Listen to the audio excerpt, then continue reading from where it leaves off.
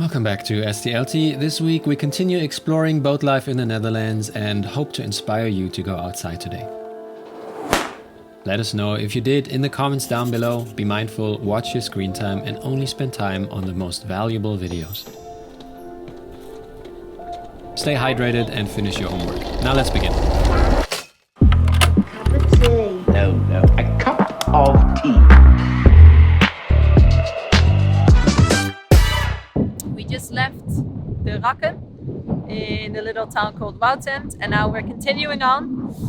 We don't know really where to go yet because apparently there's about 30 knots out there, and the past few days we had like no wind, so it's gonna be interesting. No idea what a lot of wind is like on a very heavy steel motor yacht on a lake on flat land where the wind can roam free. What a life! 30 knots of wind and flat seas. Perfect sailing conditions in Friesland. We are back on the water, and this week we finish up our charter week on a motorboat. Today we're leaving Woutend and cruise up and down the lake, speeding straight up wind, so we push the throttle and sit behind our comfortable Dodger.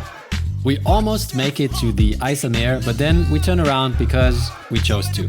The summer days are long and distances are short, so we take another turn here and then turn around to our destination for the night, which is Aalst. And to give you an even better idea, let's find out how far this is by car.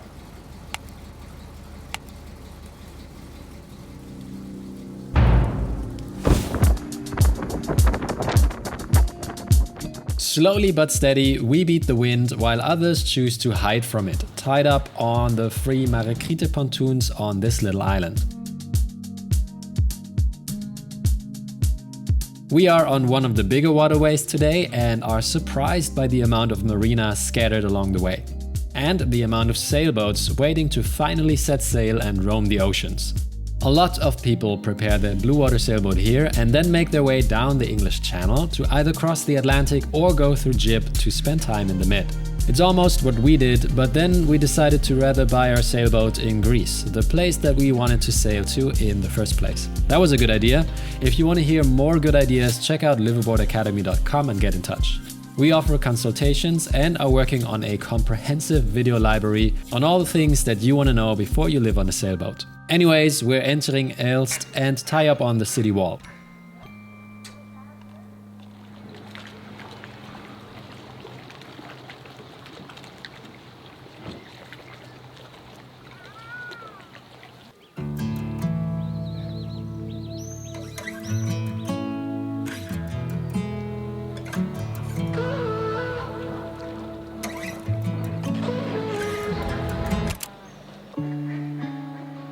We're used to living on a sailboat in a confined space, on anchor in a reasonable distance to a village on an island. We're used to doing big provisions up front and staying self-sufficient for weeks on end. Doing groceries and managing garbage is almost a full-time job when you're sitting on a boat out there. The difficult thing about living on a boat is not sailing from A to B, it is managing life on board in remote locations. This boating experience, on the other hand, is a lot closer to what home feels like because we are technically at home. When tied up to the town quay of a Dutch town next to the neighbor's parked car, you are a part of that town. Wat je nog even uit? Ja. Zei je? Ja. Wat? Is het brood gevallen? En welke wat je? Bam. Ja, als je het water valt, bam, dan is het brood weg. Getting fresh bread in the morning and tossing your garbage is a 5-minute job, not a full-day adventure. Now, for most people watching this is an unrelatable realization. Big deal buying bread. But for us, this is a big deal and one we're enjoying a lot. Another piece of circumstantial evidence that boat life is different for everyone. By the way, the stereotype is true, you see more bicycles than cars here, but let's not get political and move on quickly. So we take a quick stroll around town and I almost break my ankle on a ditch in the cobblestone road. On a lucky coin. 10 lucky coins.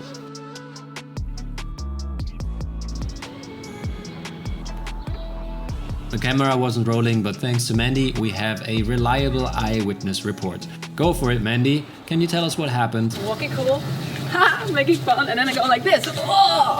And actually, Alex managed to hold Levi. He was just screaming and making funny noises, so I thought he was just playing with Levi.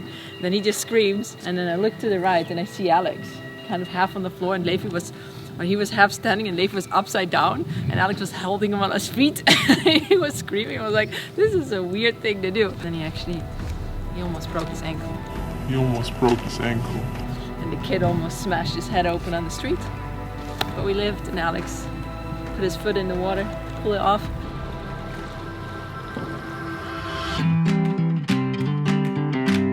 Thank you, Mandy. Now we let this army of sailing dinghies pass and untie the lines to make our way to Sneek, home of the Sneek Wake, Europe's largest inshore sailing regatta. This year it's from August 5th to August 10, and people say it's fun, but that's just what people say. Let us know in the comments if you have been, and is it fun?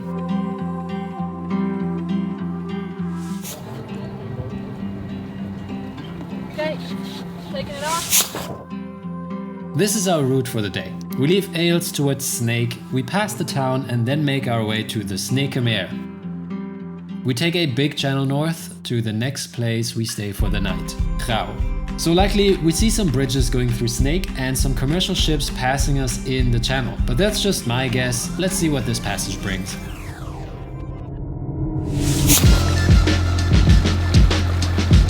That is a 300-year-old windmill that they used to cut wood, and they still use it. Renovated it very well, but unfortunately it's not open today, so we can't have a look. This is Waterpoort, a monument from the 1600s and the emblem of Sneek. We are idling in a basin in front of it because the bridge to the right is about to open, and for some reason people line up in a semicircle. We are conformists and we really want to join, so with some rudder and bow thruster trickery and with the help from a mysterious gust gently nudging us, we end up right where they want us to be. In line.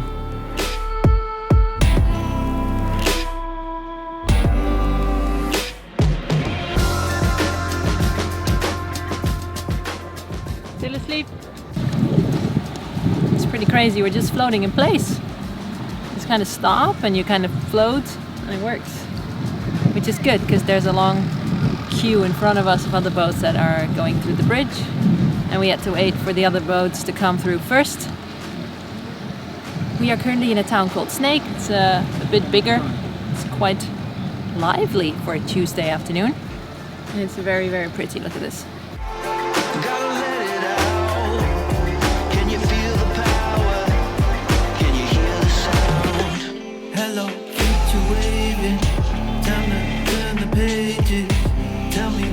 You're waiting for new beginning. Hello, open window, shining through to my soul. I couldn't dream it anymore. New beginning. And now we're almost out again, and it's so narrow and full, and really fun actually, because you can just see the people riding their bicycles right past you, walking their dogs, parking their cars. You can see the houses. It's really a different kind of experience. I think it's really fun. So many big apartment buildings right at the water. Looks like a good place to live. So the channels are pretty narrow, but I thought it would be more of an issue because of the wind, but the houses, they just block all of the wind. On bad days, maybe you get a gust or two, but mainly it's just super calm there. There's no waves, no chop, nothing, just boats, and everybody has their fenders down anyways, so in case something touches, nobody really bothers. Then you just wait in front of the bridges. Boats get their stoplight, they need to stop, and then they wait for the light to turn green, and then slowly we make a move. It's like driving a car with really slippery tires and a bow thruster. So you have a slippery car that can move sideways.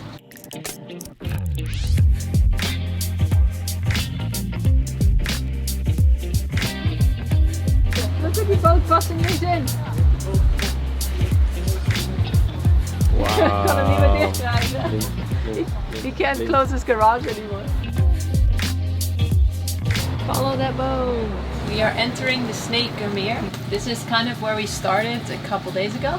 So we made like a big circle through all kinds of lakes and little towns, and now we ended up here again. And then we go further up to a little place called Grau. And apparently there's like a national park, and there are literally hundreds of these free docks again that we can go to. So that's what we're going to do today. Some beautiful Dutch nature while following really, really big ships here. Look at that, there's cars on it and everything.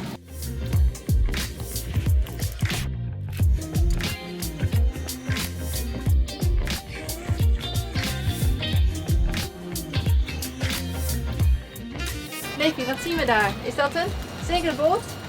Nee, Sailboat. Segelboot. Unsurprisingly, we're passing a lock, we see some big commercial ships and we go under a bridge on our way to Grau. All the official rules and signs on the side of the channel are a bit intimidating, but in the end we stay out of trouble by simply using our sound mind and keeping distance. We reach Grau, call the marina and tie up.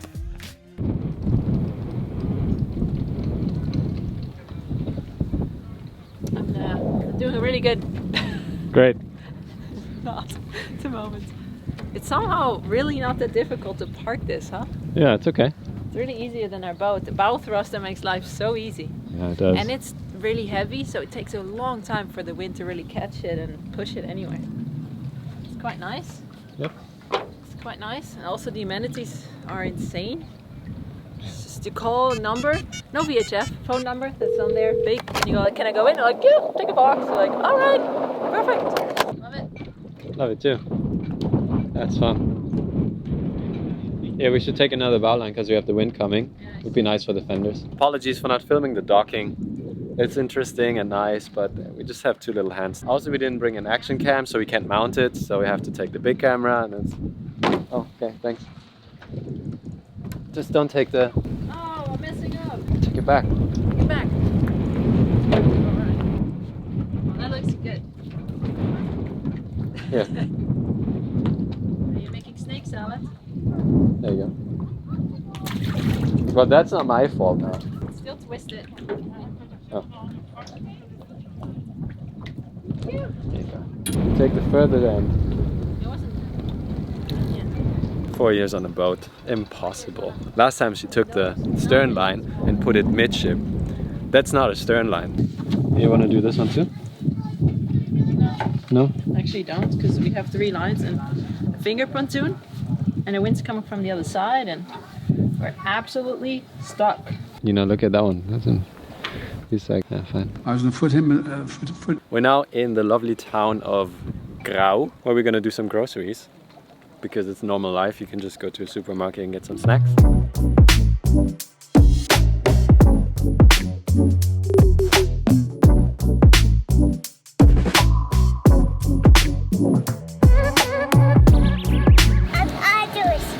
Auto's.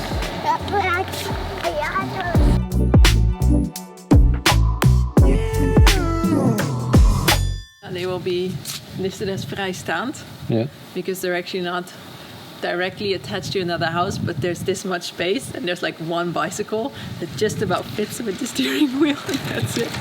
But it's a free house. Nothing is connected. It is not directly attached. And this is wide. The other ones are more narrow than this. Here, this on the other hand, that's a Rheinhaus. There are several in a row. Several families under one hood. Holland at its smallest. And the whole thing about it being a trend to live in a tiny house, that's this. This is normal. There's no tiny house in Holland, it's just called house. It's just called house. Plus there's no sidewalk because it's super old. Friesland, so the province we're in right now, hasn't been bombed in the Second World War because nobody really cared about Friesland. It was too far away and nothing big and important here.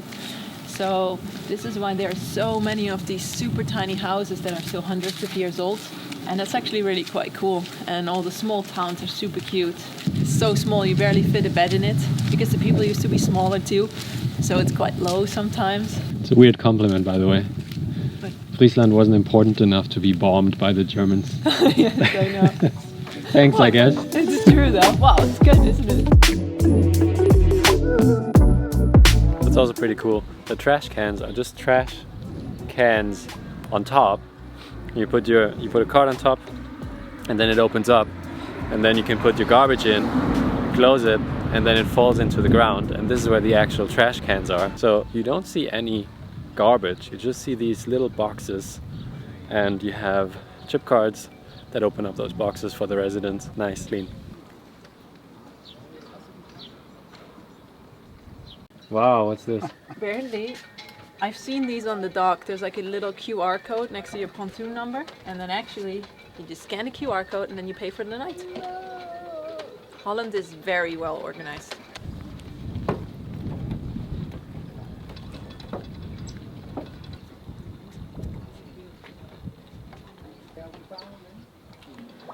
Use your current location. 25 Euro. Willst du zumachen? Guck, musst du das hier abmachen. So? Ja. So, und das geht auf die andere Seite. Oh nein! It was so easy, I forgot to tell you to film it. The boat is 11 meters, we're 5 people, and it's 25 euros a night. I like that we laugh till we cry to keep our love intact. Take a ride, turn them back so we can save on gas. Never thought I would find someone to love like that, like that, like that. I like. So this is the real Dutch weather, huh? Oh, it's nice. Summer! A new day in Grau. We only have 2 days left and we make a move again. We will pass Akrom and continue south to tie up to a free Marikriete pontoon on some island. Today we have been gifted with the perfect Dutch weather, which is a tiny drizzle that is not really there but still makes you really wet. Nice grey skies, but it's not that cold, so alright, can't complain too much. We'll go through a small town called Akrom, tiny detour. One more day left. Two, today and tomorrow. As you can see behind me, we are really, really close to land. We're getting used to it. It's okay. Also, because we kind of know that they really drenched it all straight till the sides. It's almost everywhere. I think it's about 1.8 to 2 meters deep, but we're only a meter, so apparently there's also lots of houseboats everywhere behind me.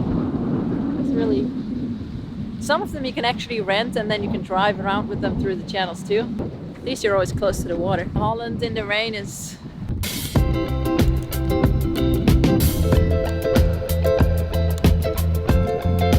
We even have wiper blades. They are really funny, very tiny, and they do about 2/3 of the one window, but we got wiper blades, guys.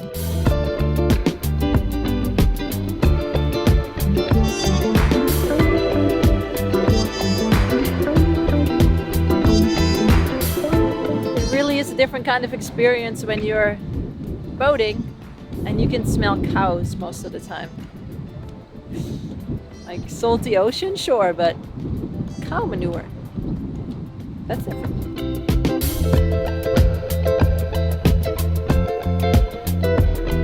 Now the first today we're gonna go through a railroad bridge. So there's a railroad right here and it's opening every hour and we arrived just in time.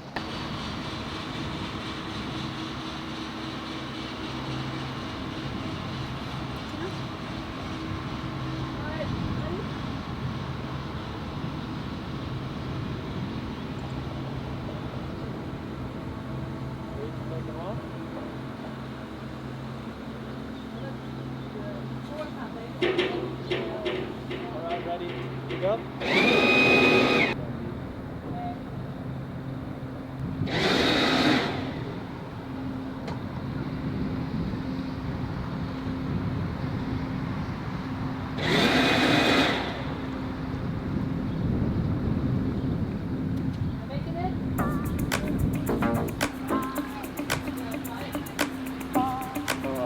That bridge is a bit tricky to time well, since trains don't stop for you.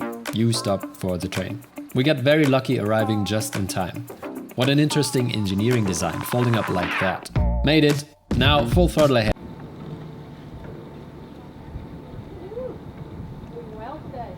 Now full throttle through Akrom and the last bridge. Then we tie up to the pontoon and finally this grey odyssey finds an end. This is our preferred spot for the night. Hello nature.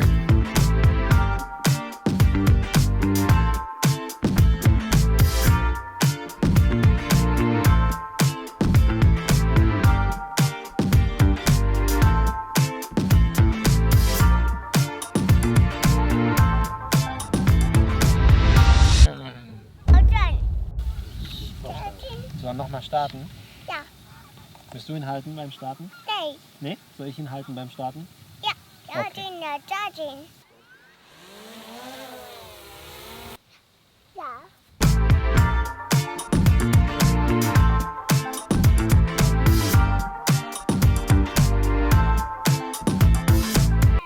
Nee. Mama, ja, Papa. Ja? Ich gehe ja rein. Sollen wir reinkommen? Rein, komm. Darf- Mama, Papa, rein, komm. Papa, mit, Soll ich mit rein? Papa, mit, Darf ich kommen? ein, Dann komm ich auch. mit, eine Ballon, was, Ja, die Seifenblase müssen wir natürlich auch mitnehmen. Komm rein. Die nehme ich. Oh, okay. Okay, bye bye. I'm going to take the chance to introduce you to Triple Beer, which is another one of my favorite things about Holland. They have amazing beers. They say Germany has amazing beers. That's bullshit. Germany has the Reinheitsgebot, which does not allow you to be creative with the beers.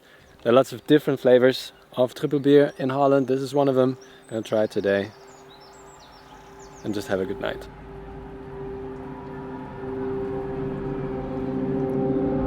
Not my favorite.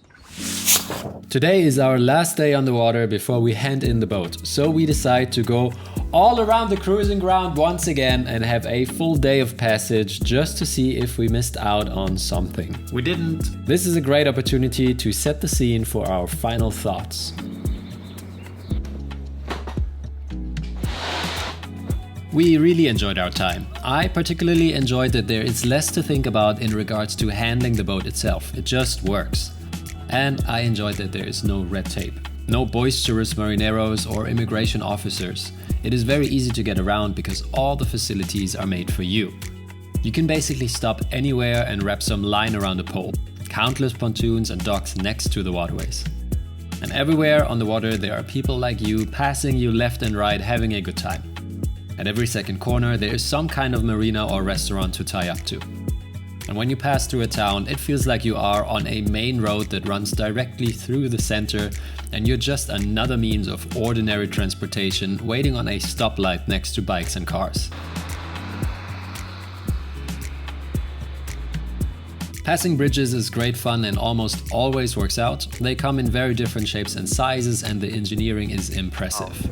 Super tiny, huh? Yeah, I actually think that when you press that button, you just operate it yourself. I think that's what it does. Funny. Woo. Countless bridges. So many bridges. Sometimes there's a guy that collects some coins, sometimes it's remote controlled. Sometimes you open the bridge yourself.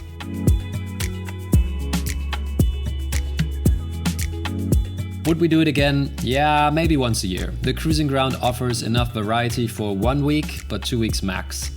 Also, your holiday joy really depends on the weather. It's comparatively affordable depending on the boat you rent and if you choose to eat out or cook yourself. You can also cut costs by staying out of marinas for the night. We're going to be honest and say it's not the most adventurous activity that we can think of, but it is a flexible and comfortable way to spend a week on the water, and a perfect family getaway. That is mental, such a big boat.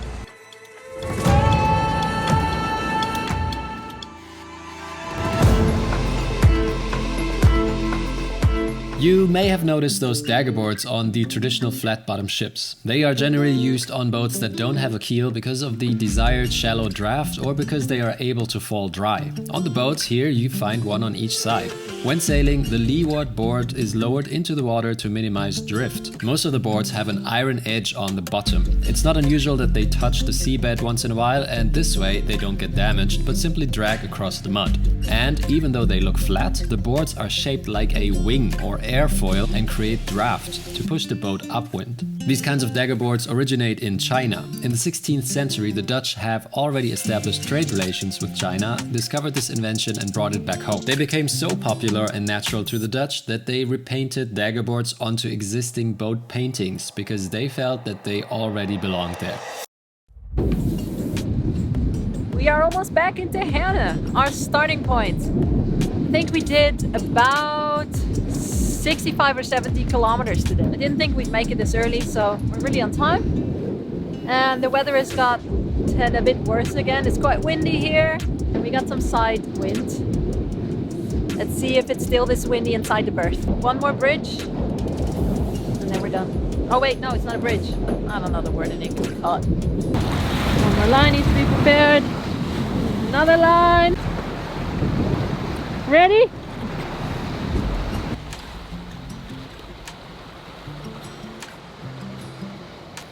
You want to wear shoes? No. No. What do you think of the weather? What do you want me to say? He hates that question so much, so I keep asking it. It's just really funny.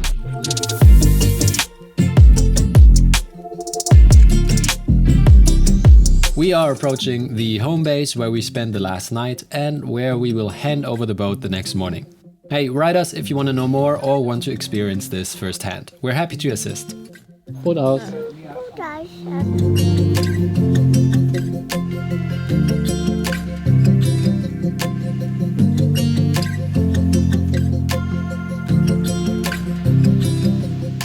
Got everything? Yeah. Packed everything up, cleaned it. That's how you leave a charter board. Grundgereinigt. Alright, thanks for watching. See you next week. Bye.